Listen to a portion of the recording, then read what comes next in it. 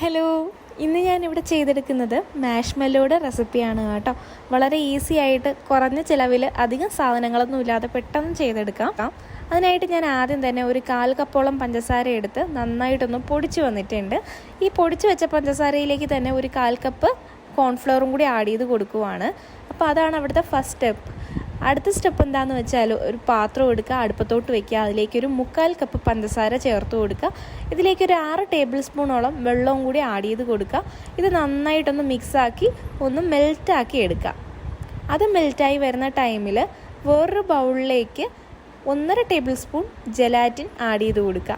ഇതിപ്പോൾ എല്ലാ super മാർക്കറ്റിലും available ആണ്. അപ്പോൾ ഈ ജെലാറ്റിൻ്റെയൊക്കെ ഒരു 6 ടേബിൾ സ്പൂണോളം വെള്ളവും കൂടി ചേർത്ത് കൊടുത്ത് നന്നായിട്ട് ഇതൊന്ന് മിക്സാക്കി എടുക്കണം.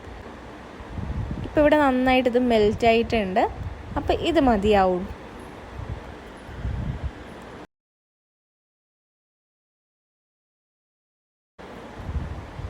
ഇനി ഈ ഷുഗർ സിറപ്പിൻ്റെ പരുവം കറക്റ്റാണോ എന്ന് അറിയാനായിട്ട് ബൗളിലേക്ക് കുറച്ച് വെള്ളം എടുത്തിട്ട് ഒരു സ്പൂണിൽ മറ്റോ കുറച്ച് ഷുഗർ സിറപ്പ് ഇതിലേക്കൊന്ന് ഒഴിച്ചു കൊടുക്കുക. അപ്പോൾ അതിൻ്റെ പരുവം കറക്റ്റാണെന്നുണ്ടെങ്കിൽ ഇതുപോലെ ആയിട്ട് വരും കേട്ടോ. അപ്പോൾ ഇവിടെ നമ്മുടെ ഷുഗർ സിറപ്പിൻ്റെ ആ ഒരു പരുവം കറക്റ്റാണ്. അപ്പോൾ നമ്മൾ ഉണ്ടാക്കി വെച്ചിരിക്കുന്ന ജെലാറ്റിൻ വേറൊരു ബൗളിലേക്ക് മാറ്റിയിട്ടുണ്ട്. എന്നിട്ട് നന്നായിട്ട് ഇതൊന്ന് ബീറ്റാക്കി എടുക്കണം. അതിൻ്റെ കൂടെ തന്നെ ഈ ഷുഗർ സിറപ്പും കൂടി ഒഴിച്ചൊഴിച്ചിട്ട് വേണം ബീറ്റാക്കി എടുക്കാനായിട്ട്. ബീറ്റാക്കി ഈ ഒരു ടൈം ആകുമ്പോഴേക്കും ഇതിലേക്ക് 1 ടീസ്പൂണോളം വാനില എസൻസും കൂടി ഒഴിച്ചു കൊടുക്കുക. അപ്പോൾ ഇതൊരു നല്ല ഫ്ലേവറിനാണ് കേട്ടോ. എന്നിട്ട് നന്നായിട്ട് തന്നെ ബീറ്റ് ചെയ്തെടുക്കുക. അപ്പോൾ ഈ ഒരു കൺസിസ്റ്റൻസി ഇതിന് കറക്റ്റ് പരുവമാണ് കേട്ടോ. ഇനി ഈ ബാറ്ററിനെ നമുക്ക് വേറൊരു ബൗളിലേക്ക് മാറ്റാം. ഈ ബൗളിലേക്ക് ഞാൻ കുറച്ച് ബട്ടർ പേപ്പർ വെച്ച് കൊടുത്തിട്ടുണ്ട്. അതിൻ്റെ പുറത്തോട്ട് നമ്മൾ ആദ്യം മിക്സ് ചെയ്ത് വെച്ചിട്ടുള്ള പഞ്ചസാര പൊടിച്ചതും കോൺഫ്ലവറും കൂടി മിക്സ് ആക്കിയിട്ടുള്ള ഈ ഒരു മിക്സ് ഇതിൻ്റെ പുറത്തോട്ടൊന്ന് തൂവി കൊടുക്കുന്നുണ്ട്. ഇനി അടിച്ചു വെച്ചിരിക്കുന്ന ബാറ്റർ മുഴുവനായിട്ടും ഇതിലേക്ക് ഒഴിച്ചു കൊടുക്കുക. ഇനി കുറച്ച് ബാറ്റർ ഞാൻ 1 സ്പൂണോളം ബാറ്ററിലേക്ക് ഒരു 3-4 ഡ്രോപ്പ് യെല്ലോ കളർ ആഡ് ചെയ്തിട്ട് ജസ്റ്റ് ഒന്ന് മിക്സ് ആക്കി ഇതിൻ്റെ പുറത്തോട്ടൊന്ന് ഒഴിച്ചു കൊടുക്കുവാണ്. ഇത് ജസ്റ്റ് ഒന്ന് ഈ വീഡിയോയ്ക്ക് വേണ്ടി മാത്രമാണ് കേട്ടോ ഈ കളർ ചേർത്തിട്ടുള്ളത്. നമ്മൾ വീട്ടിലൊക്കെ ഉണ്ടാക്കുമ്പോൾ കളർ ഇല്ലാണ്ട് ചെയ്തെടുത്താൽ മതി. അതാണ് കുറച്ചും കൂടി നല്ലത്. ഇനി ഇതുപോലെ ജസ്റ്റ് ഒന്ന് എല്ലായിടും ഒന്ന് സ്പ്രെഡാക്കി കൊടുത്തിട്ട് ഒരു സ്ക്യൂറോ എന്തെങ്കിലും ഒന്ന് എടുത്തിട്ട് ജസ്റ്റ് ഒരു ഡിസൈൻ പോലും നമുക്കൊന്ന് ചെയ്തെടുക്കാം. ജസ്റ്റ് ഇതുപോലെ ഒരു സ്ക്യൂർ എടുത്തൊന്ന് താഴ്ത്തിയിട്ട് അങ്ങോട്ടും ഇങ്ങോട്ടൊക്കെ ഒന്ന് വരച്ചു കൊടുത്താൽ മാത്രം മതി.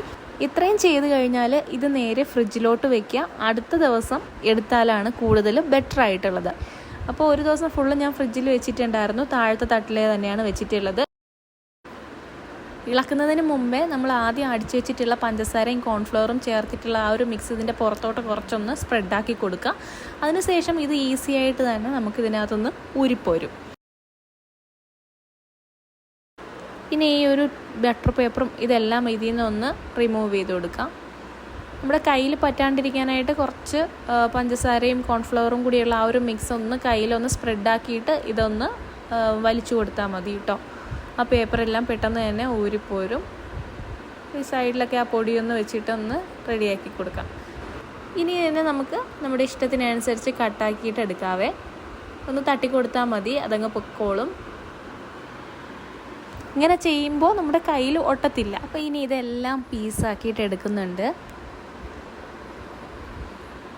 അപ്പോൾ ഈ വീഡിയോ ഇഷ്ടമായിട്ടുണ്ടെങ്കിൽ എല്ലാവരും ഒന്ന് ലൈക്ക് ചെയ്യും, ഷെയർ ചെയ്യും. സബ്സ്ക്രൈബ് ചെയ്യാതെ കാണുന്നവർ ഒന്ന് സബ്സ്ക്രൈബ് ചെയ്ത് കൂടെയുള്ള ബെല്ലൈക്കണും കൂടി ഒന്ന് പ്രസ് ചെയ്യുകയൊക്കെ ചെയ്യണം കേട്ടോ.